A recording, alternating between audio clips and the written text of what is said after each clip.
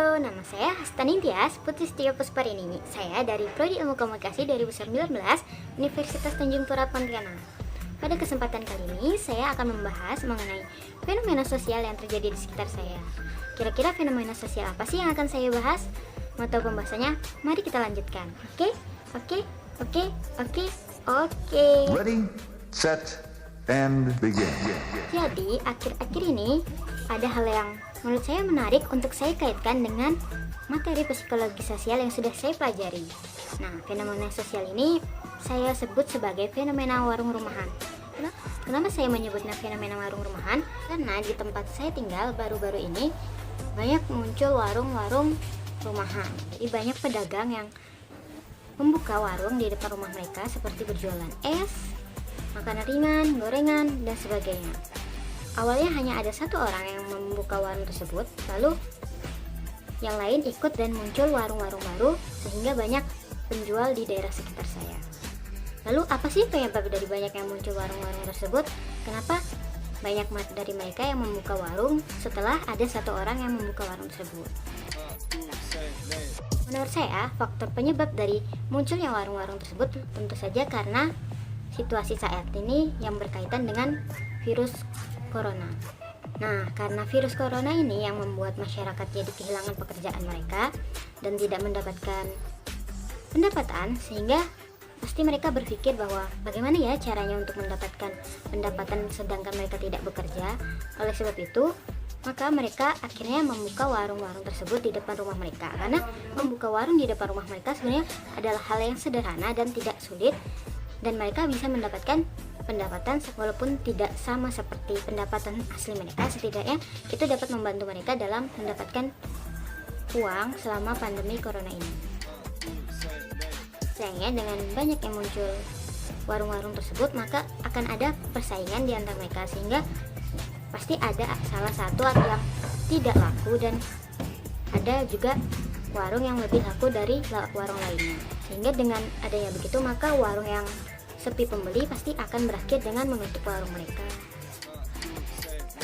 Lalu apa sih kaitannya antara fenomena ini dengan psikologi sosial? Menurut saya, dari materi yang sudah saya pelajari sebelumnya, tentu saja fenomena ini ada kaitannya dengan psikologi sosial. Yang paling utama tentu saja adalah imitasi.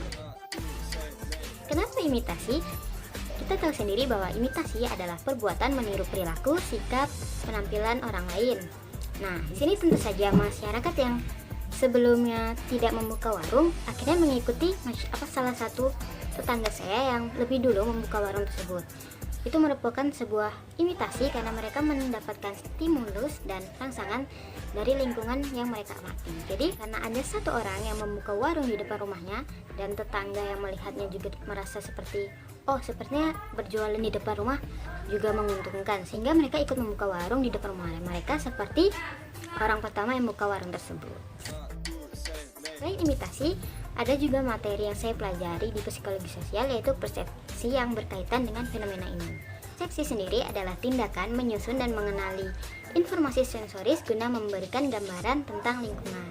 Nah, jadi dalam hal ini muncul persepsi dari masyarakat, maksudnya tetangga-tetangga dari orang yang pertama membuka warung tersebut, bahwa jika membuka warung di depan rumah mereka, setidaknya mereka mendapatkan penghasilan setelah mereka kehilangan pekerjaan mereka karena virus corona ini. Jadi dengan begitu mereka ikut membuka warung di depan rumah mereka setelah berpikir bahwa itu akan memberikan mereka penghasilan.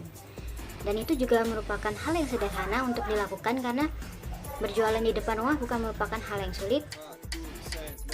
Dan selanjutnya yang berkaitan dengan fenomena sosial ini dari materi psikologi sosial yang saya pelajari, yaitu sikap. Jadi sikap sendiri adalah tingkah laku yang ditampilkan dalam interaksinya dengan lingkungan sosial. Nah, dalam kasus ini muncul sikap kompetitif di antara mereka para pedagang yang membuka warung di depan rumahnya. Sikap kompetitif muncul karena banyaknya warung-warung yang dibuka di depan rumah tersebut di daerah yang sebenarnya tidak terlalu luas.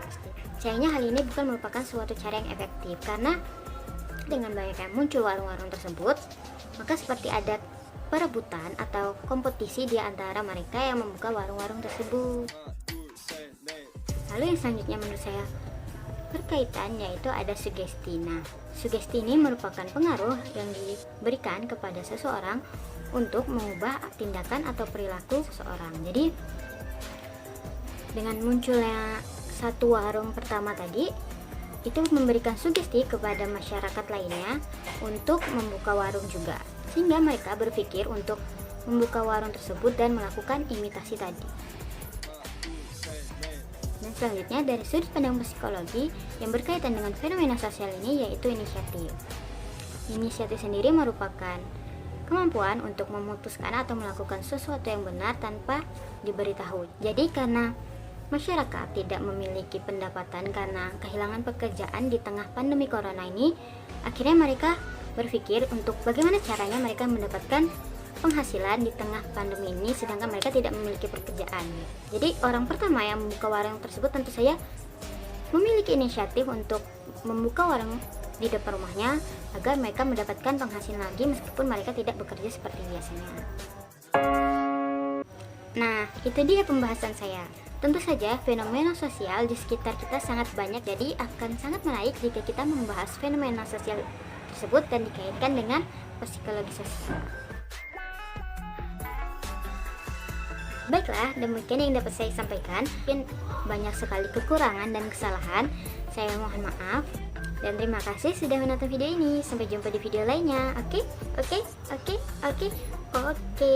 jumpa.